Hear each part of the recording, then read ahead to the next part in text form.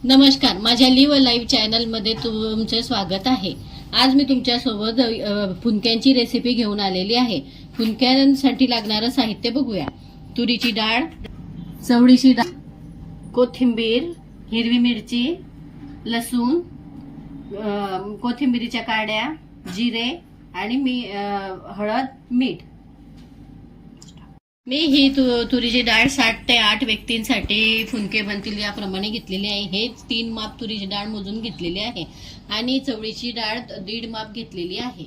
खेडेगावामध्ये तुरीची डाळ ही तुरीपासून बनवली जाते आणि त्याचा जो चूर निघतो त्याचे पण ती फुनके बनवतात। माझ्याकडे ही डाळ अवेलेबल होती म्हणून मी याचे फुनके बनवत आहे। आता मी त्यांना स्वच्छ पाण्याने धुवून घेते।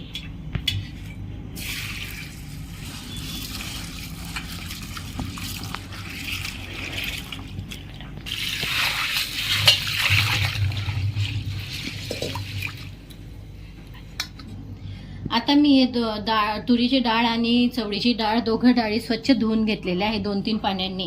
आता त्यात मी पाणी टाकते आहे आणि ते रात्री किंवा 7 ते 8 तासांसाठी भिजायला ठेवणार आहे।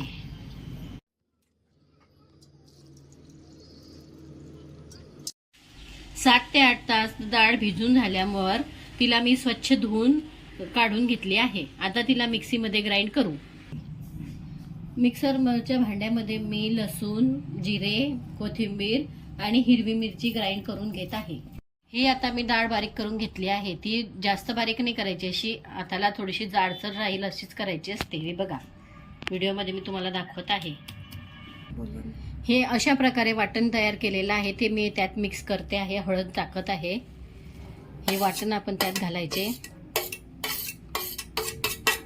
हळद पावडर घालायची,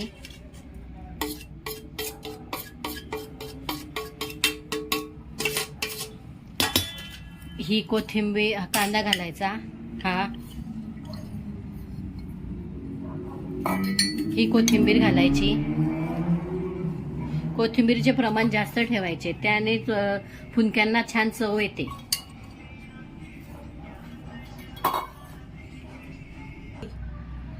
आपण आता चवीनुसार मीठ घालून घेऊ आणि सर्व मिक्स करून घेऊ।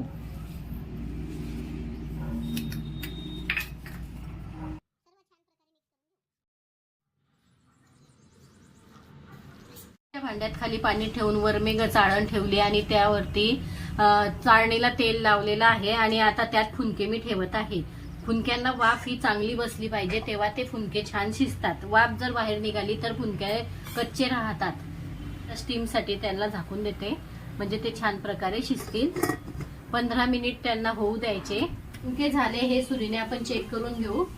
हे बघा, लागत नाहीये म्हणजेच आपले फुनके झालेले आहे, खाण्यासाठी रेडी।